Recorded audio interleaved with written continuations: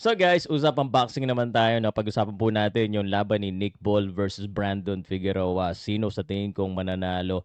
Dapat malaman mo kasi sunod-sunod yung mga hula ko na sabi nga nila na panalo. No? Para pumaldo, makinig ka. At syempre, pag-usapan din po natin yung mga boxing events na naganap at magaganap dito sa Pilipinas. Magbibigay din ako ng opinion kung ano sa tingin ko dito sa mga boxing events na paparating. At syempre, ang pinag-uusapan at medyo controversial yung Milan Melindo issue. Paano man nadamay si Pauka Sports at hmm, ano na yung nangyayari talaga dito sa issue na to? Bakit parang lumala na? Podcast Sports, the number one independent sports voice of the Philippines. At bago simulan to, gusto ko muna magpaumanin kung medyo hindi ako ganun kabigay. Medyo may isipon ako. Baka sakaling may supporter pa dyan, sana po, wish me prayer na gumaling ako sa sipon ko. Sipon lang naman ito. But we wanna continue to work and we wanna continue to support boxing para may pag-usapan tayo. Sabi nga ni Milan, nagpapa-hype lang tayo, nagpapa-trending lang tayo para may pag-usapan, para may pagkakitaan. Totoo naman, gano'n talaga ang trabaho. Pero tatandaan niyo po sa Pauka Sports po, trabaho lamang, walang personalan, and we wanna try to be as objective as possible. I know hindi lahat magugustuhan ng sasabihin ko, pero I wanna give fair shake. Kumbaga, gusto kong pagbigyan parehong kampo, lahat gusto natin sabihin.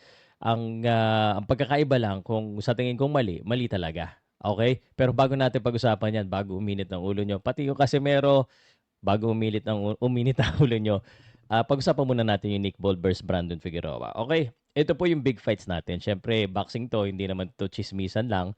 So, Nick Ball versus Brandon Figueroa, February 7, 2026, Echo Arena, Liverpool.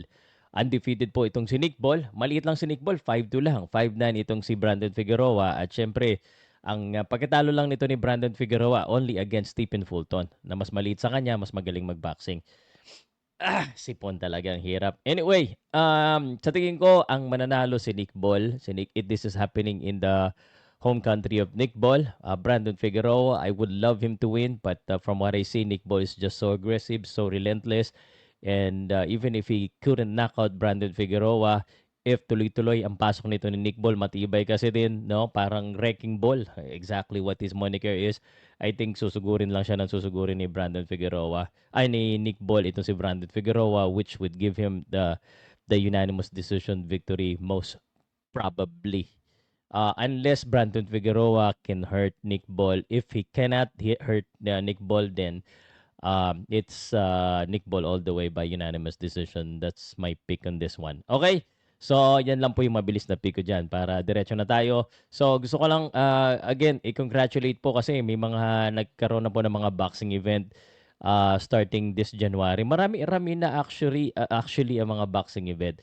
So, but the last boxing event na akin pong ito pong boxing event na nangyari po sa Malasike, Ronerick Ballesteros, na-upset siya dito ni Roger Ocum at most recent po na boxing event, ito hindi ko masyado kabisado kasi kilala tong taga Talisay yung Trazo versus Habagat.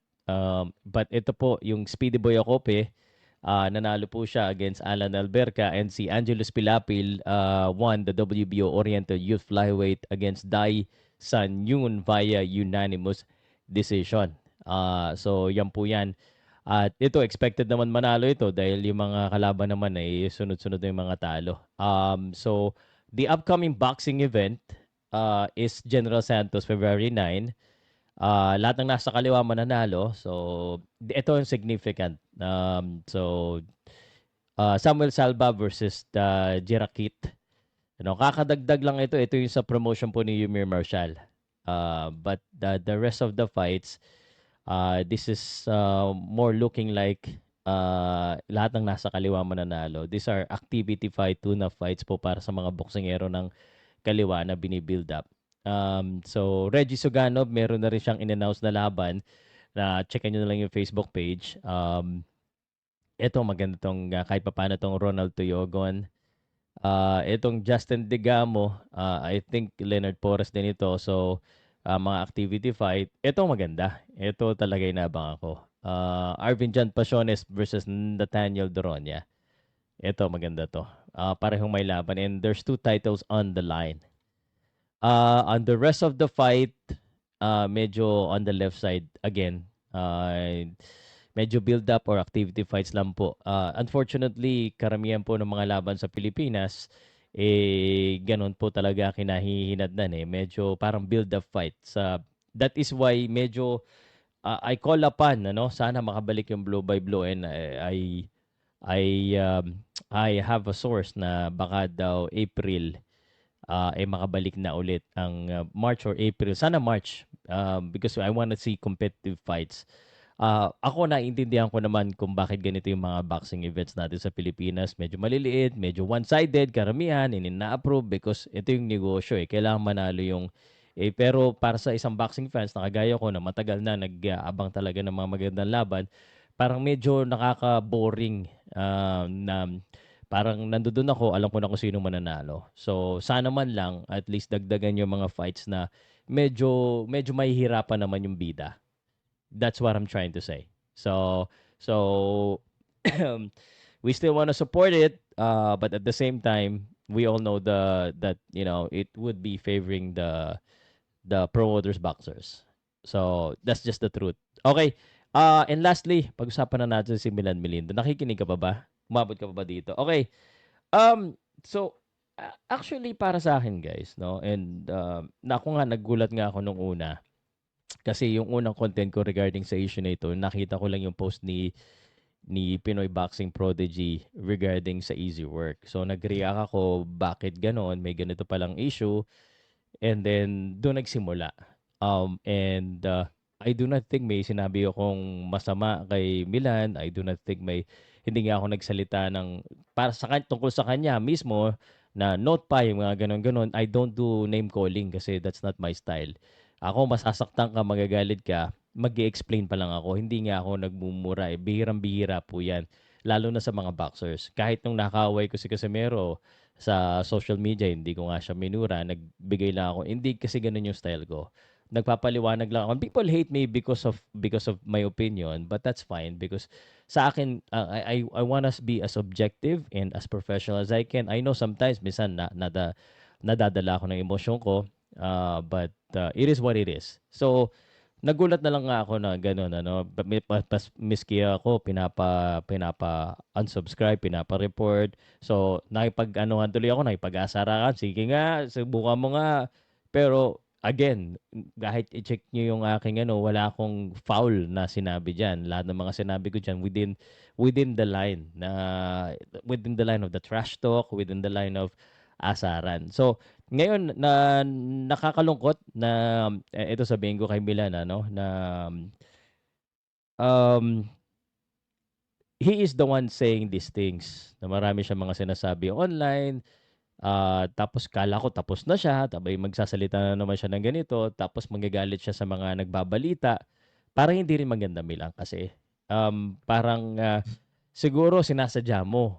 Siguro gusto mo talagang mabalita, which is okay naman. Ang nangyayari yung mga fans kala tuloy binabastos ka ng mga vloggers. Sa tingin ko hindi naman. Meron sigurong mga vloggers na nambabastos. Pero if you look at yung mga nakasulat doon, kung ano lang naman din sinabi mo, yun lang din naman mga sinasabi ng mga vloggers 'Di ba? At syempre i-hype talaga namin yung mga magagandang laban lalo na daming alam mo yan, daming one-sided na laban dito sa Pilipinas.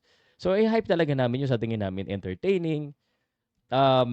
But sa akin, actually, kaya kung titingnan mo yung mga post ko, halos wala na rin masyadong Milan. Kasi parang nonsense naman. In the first place, I never thought it would really happen. Hindi ko nga alam na kung bakit initially inapprove yan ni totoo naman, initially, I thought na umokay sila Sean Gibbons dyan. I mean, there was a proof of that.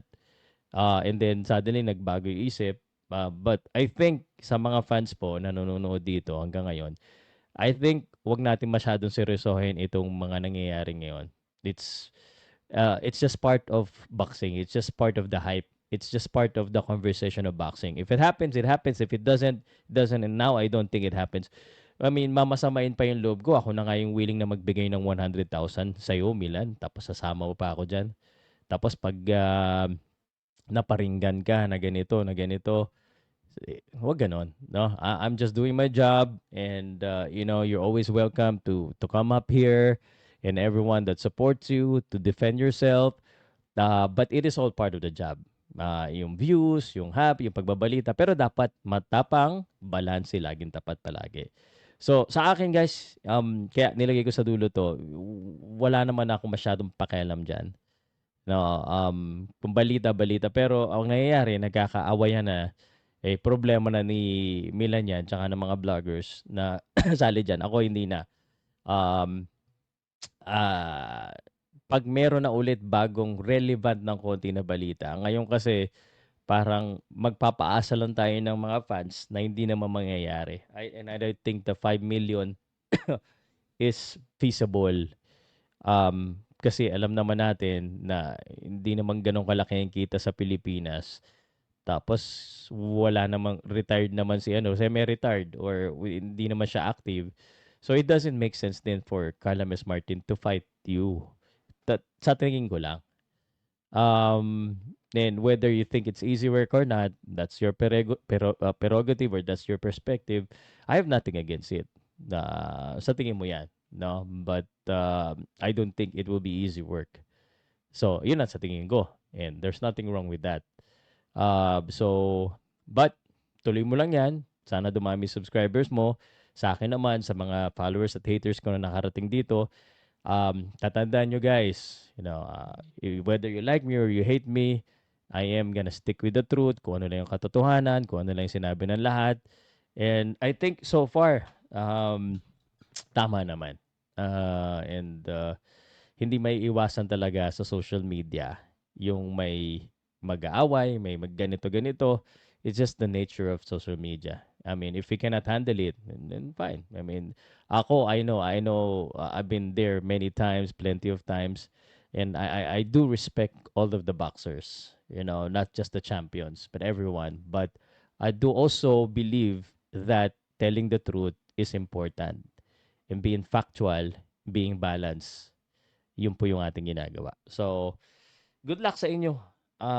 Sana may development, pero sa tingin ko, paasa na lang to. I do not think it will ever happen. The 5 million is just basically, kung 500,000, natuloy na sana. Sayang yun. Which is true naman. Again, with all due respect po. Pero ano lang naman, wag naman natin masyado awayin si Milan. Parang namang nangyari, karang naging, inaaway nyo rin si Casimero, ganyan din kayo. Pero, kanya na ngayon. No? Ang mga boxing fans, kung isipin mo, pinagtatanggol nila maigi yung mga boxers. No? Pero pag yung idol nila, ang nambabastos, okay lang. Dapat hindi ganoon. Tingnan mo ako, yung mga followers ko, sabi ko, yaman mo lang sila mambastos. Sa kanila din naman yan eh. Lahat ng nambabastos, lahat ng mga nambabash, nakikritise, tumitira sa likod, they're already behind you or they're already below you. So, it is what it is. Gano'n lang talaga. Okay? Basta mahalaga may mapag-uusapan tayo dito sa boxing at ang pinakamahalaga, walang personalan. Ha? Walang personalan. Trabaho lang po. God bless you all. And tatandaan natin, ako, lahat ng ginagawa ko para sa pamilya ko, para maging proud and all for the glory of God. Salamat po.